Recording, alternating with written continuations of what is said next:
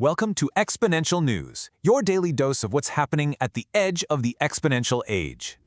We break down the latest in AI, crypto, space, and frontier tech, so you don't miss the signal in the noise. All right, let's jump right in. So first up today, we're digging into AI's next evolution. We're seeing these huge power shifts happening inside the industry itself.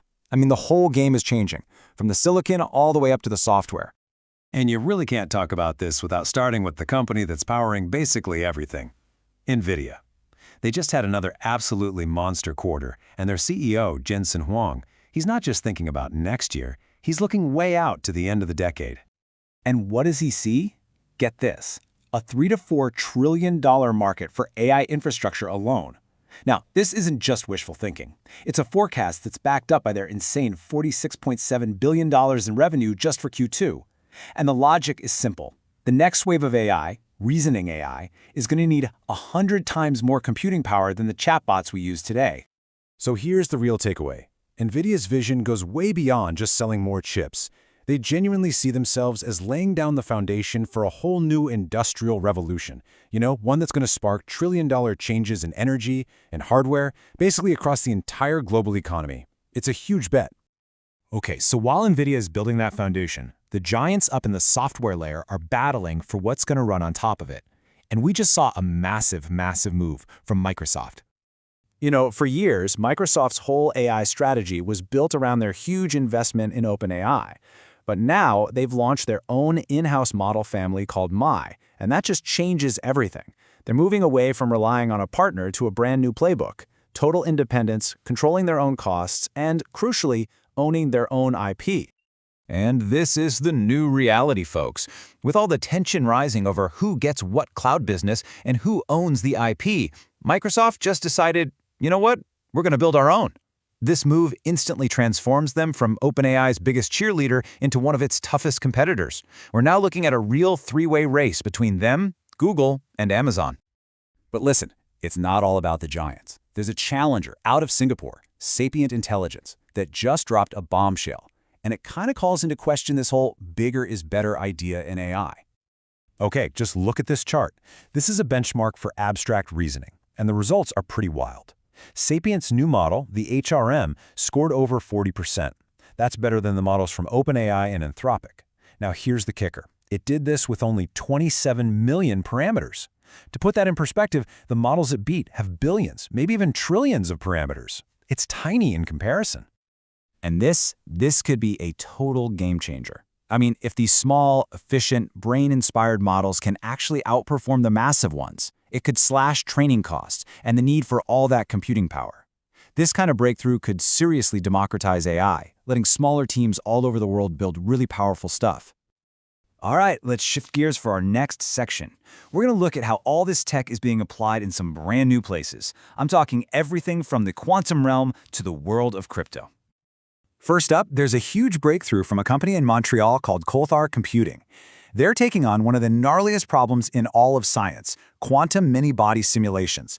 That's basically trying to predict how millions of tiny particles interact, something that's absolutely critical if you want to discover new medicines or materials. So, they've launched this new platform called Forge. And this isn't just a small step forward. Forge is a tool that runs right in your web browser, and it promises to spit out results up to 10,000 times faster than the old methods. It's made for scientists who aren't necessarily computer whizzes. So why is this such a big deal? Well, by making these insanely complex simulations way more accessible, Forge could literally speed up discoveries in material science, drug development, new energy sources. It could push research into areas that we just thought were impossible to even explore before now. Okay, so from quantum physics, let's jump over to the blockchain. The Solana Foundation is trying to solve a major headache for crypto developers. How do you get AI to actually write good code for decentralized apps?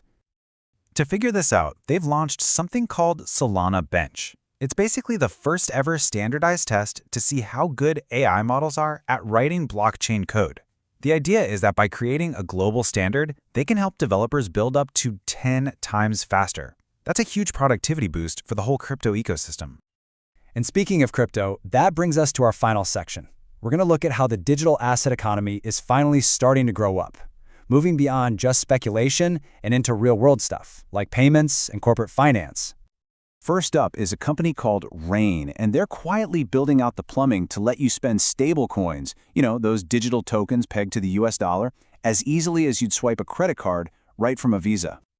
And they're getting some serious traction.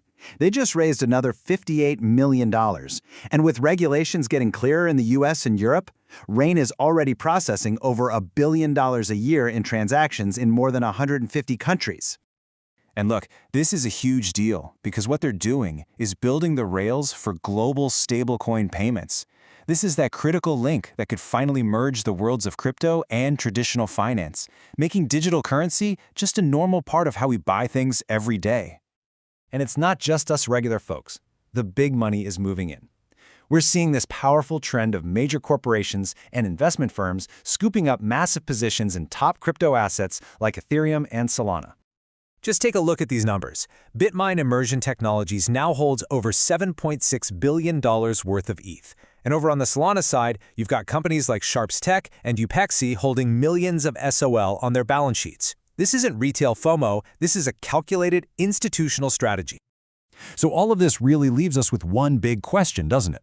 We're seeing these fundamental shifts in AI, these breakthroughs in quantum, and the maturing of this new crypto economy. So, which of these exponential waves do you think will be the first one to really break through and reshape our world? That's it for today's Exponential News. To dive deeper and see how we're building in public, visit exponentialtom.com and join our community.